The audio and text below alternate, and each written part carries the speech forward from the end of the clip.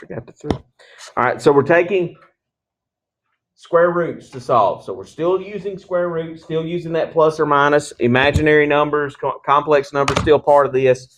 The idea is to take a problem that doesn't look like that and complete the square on it to make it something you can do with square roots.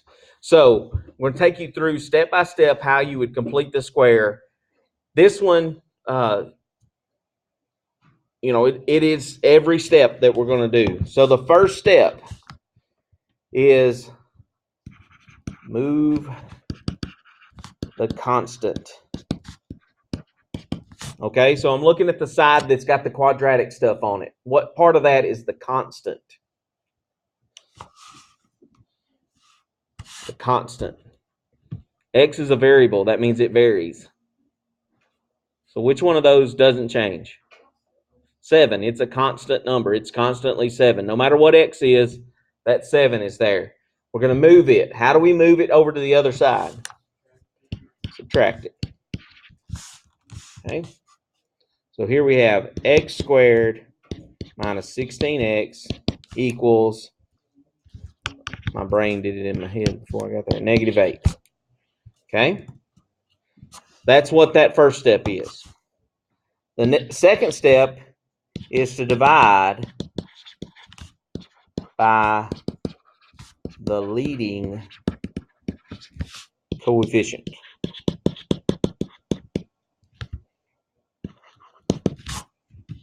The leading coefficient is the number that's in front of the highest power of x.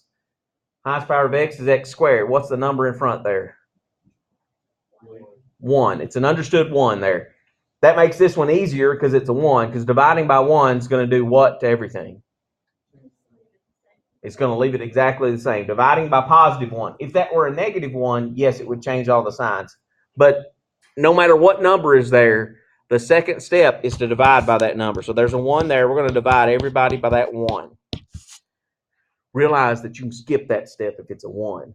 But that's the step that is involved. The second step is divide by whatever's in front of x squared. The leading coefficient is what that's called. Okay. When you do that, you get back, in this case, the exact same thing. If that's a different number, you're going to get something different back. All right. It's going to reduce some things. It's going to make numbers smaller. Might create a fraction out of that, but that's okay. Step 3 is to take half of b, or the number in front of x. Take 1/2, and we'll call it b, and square it. Then add to both sides. All right. So this is what b is. B is negative 16. Half of negative 16. 1/2 negative 16. Be negative 8, right? Half of 16 is 8. It's negative, so it's negative 8. So I've got x squared minus 16x plus negative 8 squared.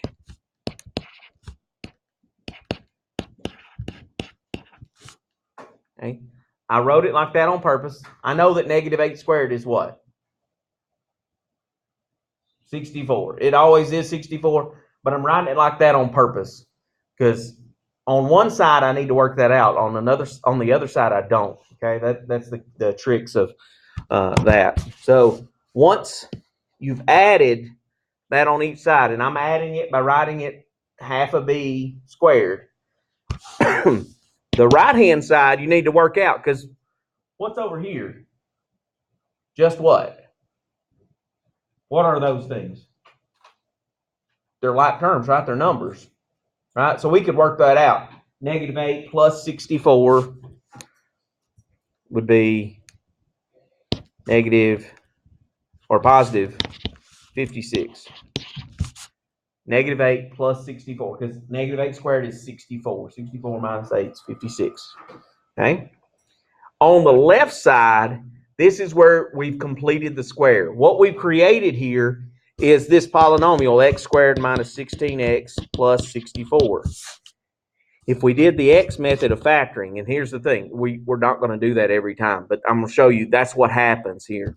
64 add to be negative 16 would be negative 8 and negative 8. So the factors would be x minus 8, x minus 8. Same factor twice. That's the square part. We've completed the square because we've made this thing factor as x minus 8 squared. Okay, now we have this problem that looks like example A did. All right, we have x minus 8 squared is equal to 56. This problem looks like the first one we did. It's at the step where the squared part is by itself, and we can take the square root to solve it. Okay, so fourth step, the purple part that's up here.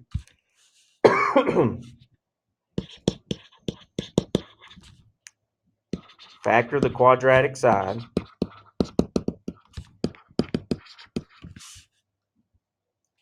It'll always be x plus 1/2 b squared. And simplify the other side. That's what we did in the purple. We're going to take a shortcut as we do more of these. We're going to take that shortcut that we know that when we do this, it's going to go straight to that factoring. It's going to be x plus whatever half of b was. Half of b was negative 8. X plus negative 8 is the same thing as x minus 8, right? Those are the same thing. So that's what that is. That's x plus half of b. This is the number that the other side simplified to be. Okay? That allows us to then take the square roots. We're going to solve by square roots. Last step of the problem. Running out of colors. Let's do maybe solve by square roots. Okay.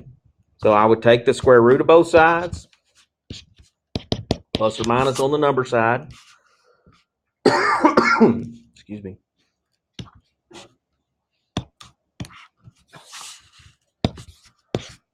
And that's going to be x minus 8 on the left side. On the right side, I got to think, oh, 56. That's 8 and 7. That's 4 and 2. 2 and 2. There's a pair of 2s, so it's plus or minus 2 radical 14. And then I get x by itself by adding 8. X equals 8 plus or minus 2 radical 14.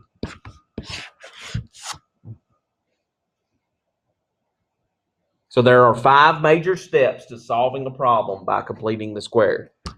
They will always be those same 5, these 4 steps are to complete the square part. The 5th step, solving by square roots. Okay, those 4 steps will always be the same 4 steps when you're solving by square root, by completing the square. The last step, solve it by square roots. Always be that. Let's look at another one. I think it just takes seeing a few of these and seeing if we can get there. So we got x squared minus 10x plus 4 is equal to negative 2. Okay. Look at your example B and the steps that we did. What's the first step to solve this by completing the square?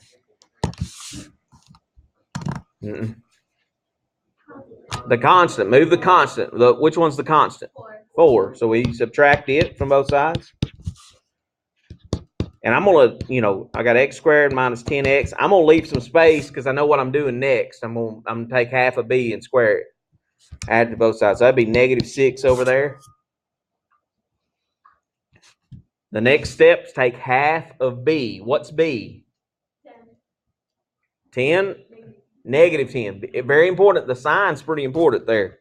So 1/2 of negative 10 be negative 5, right? So I'm going to take negative 5 squared and add it to both sides.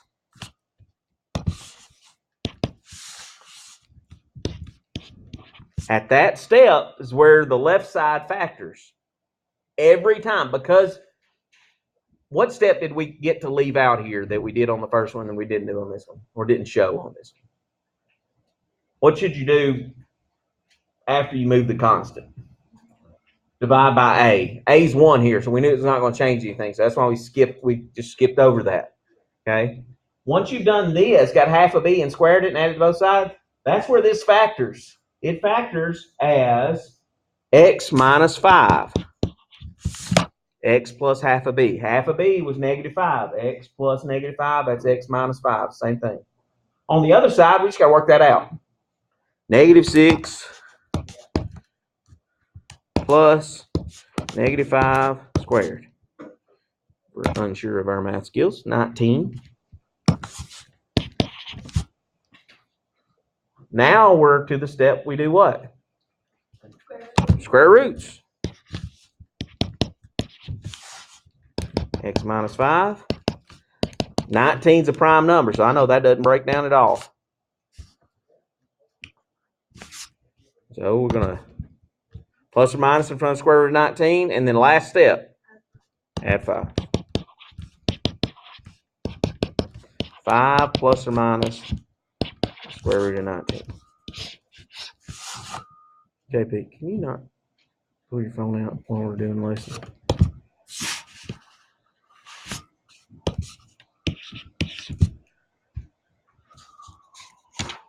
All right, let's look at one. It's a bit different, but the same idea. Oh, excuse me.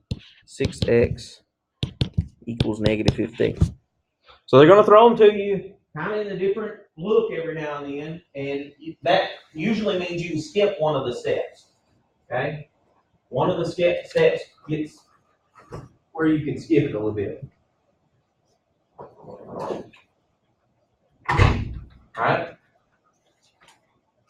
What step do we get to skip here? The constant. Moving the constant. There's not one on the left side, right?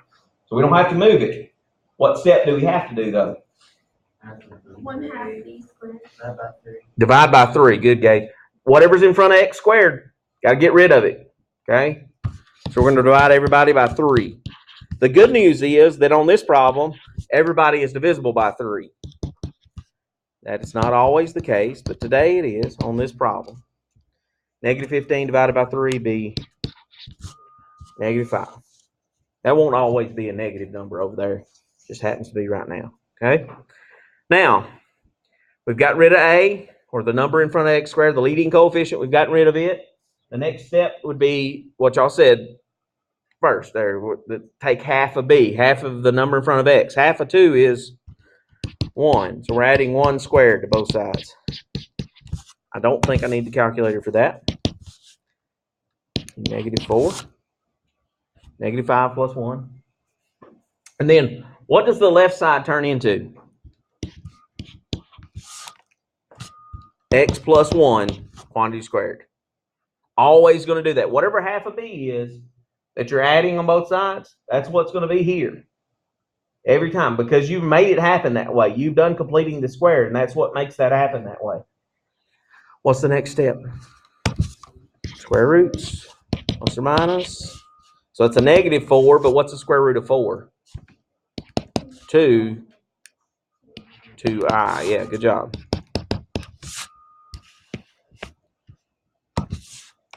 Last step. -1. Cannot combine the -1 and the 2i because one's an imaginary number, one's a real number, so they can't be put together. So we got to write it like that. That's a complex number, 2 complex numbers as answers.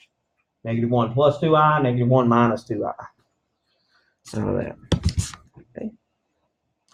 Kind of starting to see that process and how it works every time. Let's look at one that's a little bit more difficult.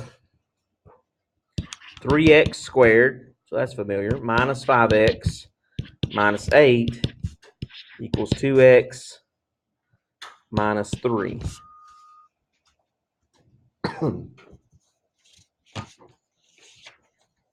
This is probably as tough as they get, is one like this. Because what's the problem here? What's going on that we need to fix? Yeah, we got a 2x over here, and it's got what on the other side? It's got a like term, doesn't it? So we can put it together, and then that would help us. So I'm going to subtract 2x At the same time, what from the left side needs to go to the right side?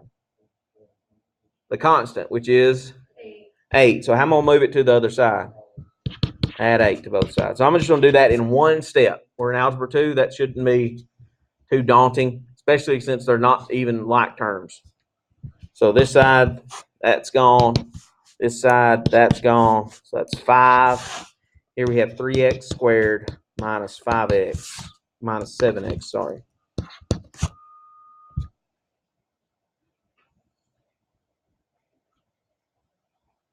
What's next? Divide by 3. Ooh. Not fun on this one because it doesn't go evenly.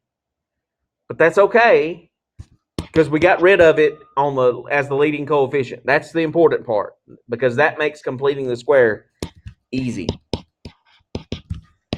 If there's a number in front of x squared, if you leave it there, completing the square becomes much more difficult. So dividing by it gets rid of it. Now, here's the part that everybody that I've ever taught completing square to seems to struggle with, and hopefully we can catch it here. If I take half of a fraction, what part of it changes? What's it do? Well, I said the denominator changes. That's true. Go ahead. It's true. Do what? Exactly. The denominator doubles. When you take half of a fraction, the denominator doubles. Just think about this. What's half of a half? A quarter. 1/4. And 4 is twice what 2 is. What's half of a quarter? An eighth. Half of an eighth? A 16th. You keep going up through like that. The fraction work there is pretty easy. And here's, I've been showing this on the side. I hadn't been making very much mention of it, but I've been saying 1/2 times whatever number we had. Here we got a fraction. So I'm just going to take 1/2 of that. That math right there shows doubling the denominator to -7/6. So that's half of b. I'm going to add that squared to both sides. Don't forget to square it. If you don't square it, it's not going to work correctly. Anyway, the good thing is that on the left side, we don't have to think too much about factoring that. Factoring with fractions is doable, but not very much fun. Not that factoring is the funnest thing you've ever done anyway. But factoring with fractions is definitely not a fun thing. We've already got half of b. We know that it's going to do that. On the other side, all we got to do is just work that out. And if you're not confident in your math abilities with fractions, and not a lot of us are, especially when you got to do a lot to them. And then math, enter. 109/36. A little help there. People at Texas Instruments. Good people. All right. What's the next step? Take the square roots, right? But it's a fraction over there. So that makes it a little bit more difficult on the right-hand side because we got to think a little bit about the square root of 109 and the square root of 36. What do we know about the square root of 36? 6. That one's easy. About 109. What do we know about the number 109? That's a weird number. We don't know much about it probably. See, is it divisible by 2? No. 3? 5? 4? 13? Does 13 go into it? I don't think anything. It is a prime number. Yeah, it's a prime. So that we're going to leave that square root of 109 up there because we're looking for exact answers here, not decimal approximations at this point. When we do the graphing part next week, we start doing that. We will be looking for decimal approximations so that we can put them on a graph because who knows where square root of 109/6 is. Off the top of your head, not many. Okay, so we need to get a decimal approximation when we go to graph. But for solving, we need the exact answers. One more step.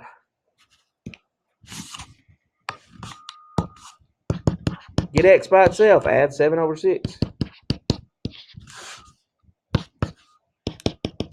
7/6 plus or minus the square root of 109 over 6.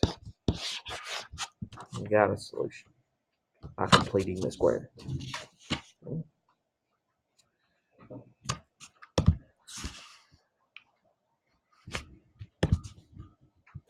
What are we on, F? Yeah. Let's do one more.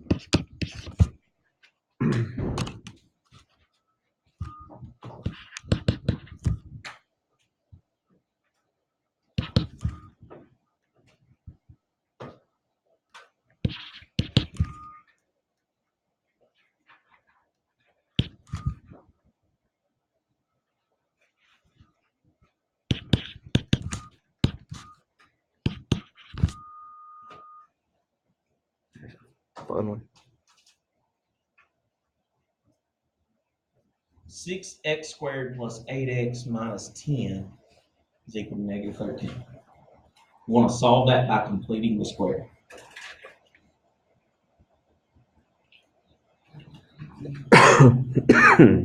First step, move the 10, add the 10. Good job.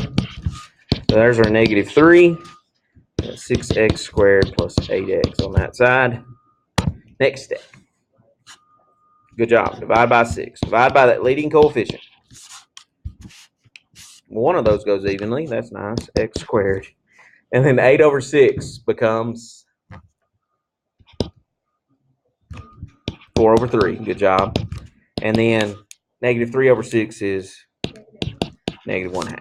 Okay, so we got some fractions in there, but that's okay. That's why I wanted to do another one with fractions. They're the hardest ones, right? What's the next thing we got to find? Half of b. So 4/3 times a half. Good. Which is 2/3. We're reducing that as we go. So I'm adding 2/3 squared on both sides. Hey, come on in. I don't have any sausage, so I just put a donut and uncrustable on there. Sounds great. All right, thank you.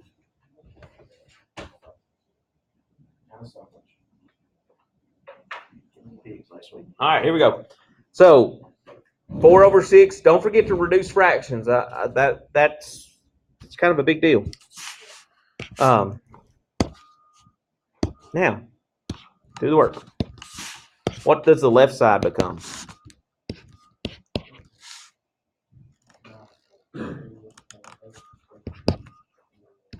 Good job. X plus 2 over 3 squared. The right-hand side, we just got to work that out. Negative 1/2 plus 2/3 squared. I'm not going to be hard on myself. It's a Monday, so be sure to use parentheses.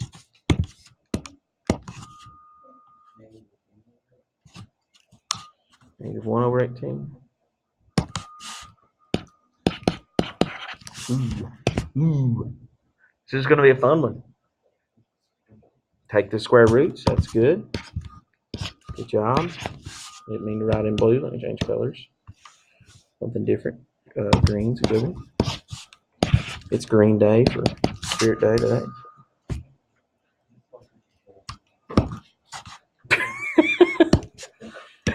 Well, this day and age is really, you don't have to have a reason. All right. Now, left side, that's the easy side. The right side's a little more difficult. We got a negative fraction in there. What's the square root of negative 1? I. 1, but it's an I because it's negative. What about the square root of 18?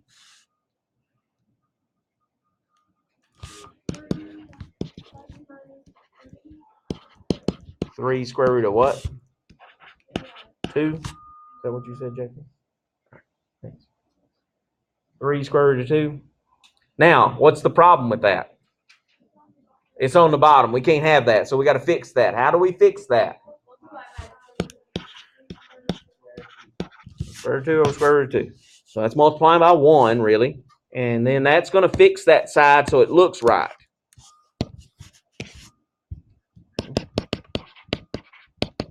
So net plus or minus I square root of 2 over what?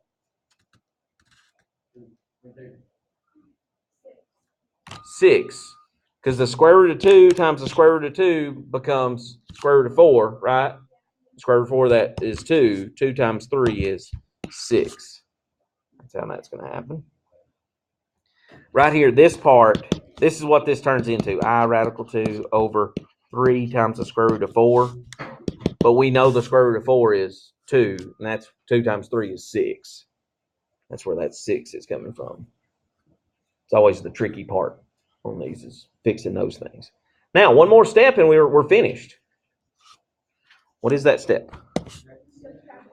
Subtract 2/3 and you're done. Finish off with a little Christmas color here. Negative 2/3 plus or minus I radical 2 over 6.